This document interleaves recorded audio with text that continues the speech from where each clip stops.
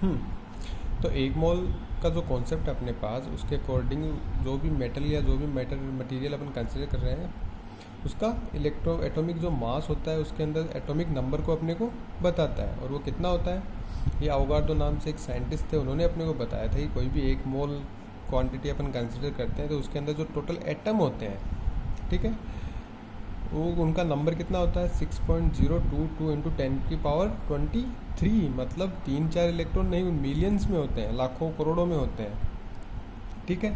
3 free electron तो किस में है, सिंगल एटम में। एक एटम में उसके पास 3 इलेक्ट्रॉन्स है। और अपने को पता है जैसे अपन कंसिडर करते हैं एक मोल, उसकी वॉल्यूम अपन ने कंसिडर किया तो उसके अंदर कितने एटम हो गए टोटल, इतने 6.02 इंटू 10⁻23 एटम्स। अब एक के पास 3 है तो इन कितने के पास कितने इलेक्ट्रॉन्स हो जाएंगे, 3 इंटू दिस नंबर। तो मतलब बहुत हाई ह्यूज क्वांटिटी में अपने पास इलेक्ट्रॉन्स होते हैं और ये फिर मूव होकर क्या करते हैं, करंट प्रोड्यूस करते हैं। तो यहाँ से अपने पास कॉन्सेप्ट किसका आया, चार्ज का, कि जो चार्ज होते हैं वो कहाँ से प्रोड्यूस होते हैं, फ्री इलेक्ट्रॉन्स। और फ्री इलेक्ट्रॉन्स क्या होते हैं, जो अपने ऑर्बिट के अंदर फिक्स नहीं होते, वो ही क्या रिस्पॉन्सिबल होते हैं किसके लिए, करंट के लिए। और जो चार्ज का अपन कॉन्सेप्ट ले रहे हैं कि व्हाट इज चार्ज, ये कहाँ से मिला अपने को, ये मेटल की प्रॉपर्टी होती है इनहेरेंट, मतलब उसका नेचर होता है, वहाँ से अपन ने इसको उठाया। फिर जैसे जैसे आगे स्टडीज होती गई अपने पास एटम का कॉन्सेप्ट आया और वहाँ से अपन ने इनको डिफाइन कर दिया कि चार्ज जो होते हैं पॉजिटिव और नेगेटिव 2 टाइप के होते हैं अपने पास, ठीक है। अब बेसिक चीज़ें अपन इनके लिए स्टडी करते हैं। तो सबसे पहले इलेक्ट्रिसिटी क्या होती है, we all know it is it is flow of charge का जो फ्लो होता है किसी भी कंडक्टर में, उसको अपन बोलते हैं इलेक्ट्रिसिटी। ओके, इसके बाद अपने पास कॉन्सेप्ट आया चार्ज का, कि चार्ज क्या होता है। तो it is the property of atom, ठीक है। एटम के अंदर ही चार्ज होते हैं प्रोटॉन और इलेक्ट्रॉन, जिनको अपन पॉजिटिव और नेगेटिव से रिप्रेजेंट करते हैं। इट में भी पॉजिटिव और नेगेटिव, ये प्लस भी हो सकता है और माइनस भी हो सकता है। अब अगर आपके पास 2 चार्जेज हैं और दोनों सिमिलर नेचर के हैं, पॉजिटिव और पॉजिटिव, तो ये क्या करेंगे, एक दूसरे को रिपल करेंगे, एक दूसरे को दूर धकेलेंगे। मैग्नेट में नहीं देखा गया, सेम पोल अगर आप पास में लेकर आते हो तो एक दूसरे को पुश करते हैं, दूर धकेलते हैं, ठीक है। एंड इसके अपोजिट, अगर आपके पास उसका अपोजिट पोल है, एक साउथ और एक नॉर्थ, तो ये स्पीड से आके चिपक जाएगा और उसके फोर्स को आप फील भी कर सकते हो। यही प्रॉपर्टी किस पे वर्क करती है, चार्ज पे। अगर अपने पास नेगेटिव पेयर है चार्ज का तो ये क्या करेंगे, एक दूसरे को अट्रैक्ट करेंगे, ठीक है। तो चार्ज जो होते हैं वो नेगेटिव और पॉजिटिव कुछ भी हो सकता है। तो इसके बेस पे आगे एक्सपेरिमेंट किए तो अपने को क्या पता चला कि जो भी लाइक चार्जेस होते हैं वो एक दूसरे को रिपल करते हैं, ठीक है, each other, and unlike charges attract each other, ये एक दूसरे को अट्रैक्ट करते हैं। चार्ज की जो एसआई यूनिट होती है वो कूलम्ब होती है। जैसे अपन मास को केजी में कंसिडर करते हैं, लेंथ को मीटर में, वैसे ही चार्ज को किस में कैलकुलेट करेंगे अपन, कूलम्ब में, ठीक है। और इसको डिनोट किससे करेंगे चार्ज को, तो चार्ज के लिए अपने पास स्पेशल सिंबल होता है क्यू से क्या करेंगे अपन, चार्ज को डिनोट करेंगे। हमेशा ध्यान में रखना अपने माइंड में कॉन्सेप्ट, ठीक है। चार्ज ऑन 1 इलेक्ट्रॉन, ये न्यूमेरिक क्वांटिटी है, ये आपको याद रखनी पड़ेगी, ठीक है।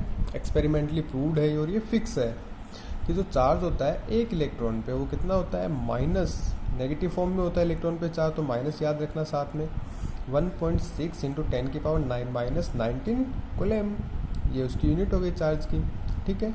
और प्रोटॉन में कितना चार्ज होता है, सेम चार्ज होता है लेकिन पॉजिटिव फॉर्म में होता है, ठीक है, 1.6 इंटू 10⁻⁹ तो ये बेसिक कॉन्सेप्ट था अपने पास चार्ज का, ठीक है। अब बात करें अगर अपन इलेक्ट्रिसिटी की, तो इलेक्ट्रिसिटी 2 टाइप की होती है, ठीक है, static electricity and current electricity.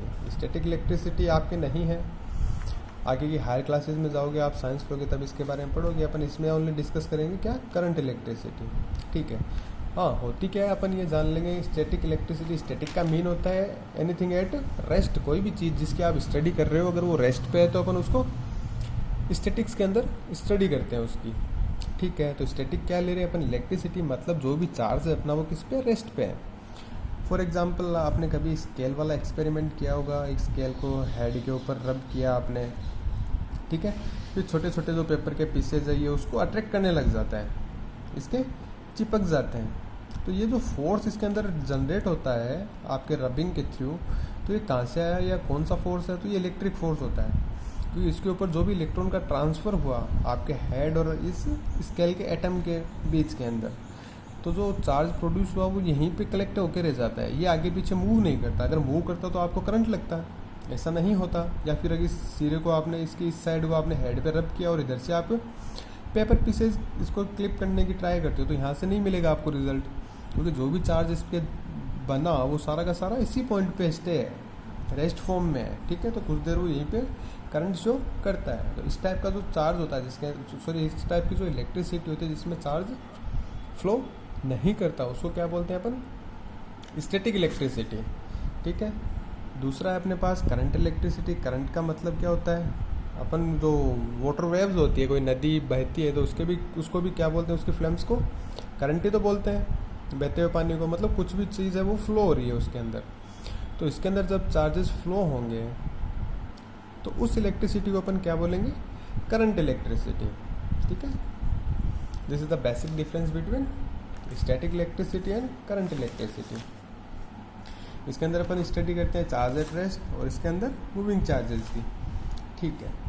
तो अब करंट इलेक्ट्रिसिटी को अगर अपन आगे डिस्कस करें तो करंट इलेक्ट्रिसिटी को क्या बोल सकते हैं अपन, किसकी वजह से बन रही है ये मूविंग चार्जेस। तो इसकी क्या डेफिनेशन दे सकते हैं अपन, it is flow of charge per unit time. Flow charge तो फ्लो हो रहा है, ठीक है, बन रही है, लेकिन अपने पास उसका एक प्रॉपर मेजरमेंट भी तो होना चाहिए ना, कितने टाइम में कितने चार्जेस फ्लो हो रहे हैं। तो अपन इसकी क्या डेफिनेशन दी टाइम के रिस्पेक्ट में, it is flow of charge per unit time. तो करंट को अगर इसको अपन मैथमेटिकली रिप्रेजेंट करना चाहें तो क्या लिख सकते हैं, जो करंट होता है,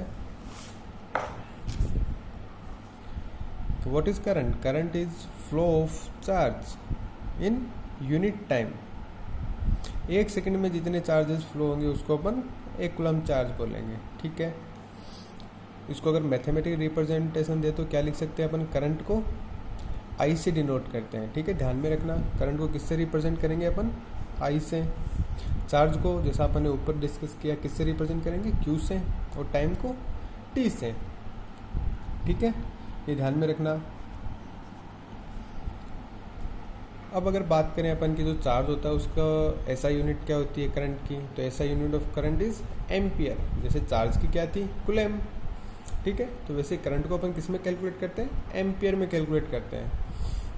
इसके बाद इसकी अपने पास दो छोटी यूनिट भी होती है, ठीक है। जैसे अपने बैटरी एम्पियर करंट तो अपने मेन वायरिंग में आती है, लेकिन जो सेल अपन यूज़ करते हैं उसके अंदर जो करंट आता है वो एम्पियर में आता है, ठीक है। कितने एम्पियर का है, माइक्रो एम्पियर है, मिली एम्पियर है। तो जैसे लेंथ अपन काम में लेते हैं लार्ज डिस्टेंस के लिए किलोमीटर, छोटी के लिए मीटर का कॉन्सेप्ट है अपने पास, फिर मिलीमीटर, ओके। तो वैसे ही करंट का अमाउंट अगर अपने पास बहुत स्मॉलर है तो अपन उसके लिए क्या यूनिट काम में लेते हैं, मिली एम्पियर। मिली एम्पियर मतलब 10⁻³ एम्पियर, और माइक्रो एम्पियर 10⁻⁻6 एम्पियर। ये जो सिंबल है म्यू बोलते हैं अपन इसको, ठीक है, थोड़ा सा यू टाइप, ओके। और इसका नाम क्या होता है, माइक्रो फॉर्म को रिप्रेजेंट करता है। थोड़ा सा बड़ा बना लेते हैं यहाँ पे इस टाइप से, यू के दोनों साइड डंडे, माइक्रो एम्पियर, ठीक है। And current is measured by a meter. This is a equipment which is use to calculate current. Meter से अपन क्या करते हैं, करंट कैलकुलेट करते हैं, ठीक है। तो इतनी चीज़ें आप याद रखोगे और एक बार इसको रीड करोगे, आगे की चीज़ें अपन बाद में स्टडी करेंगे।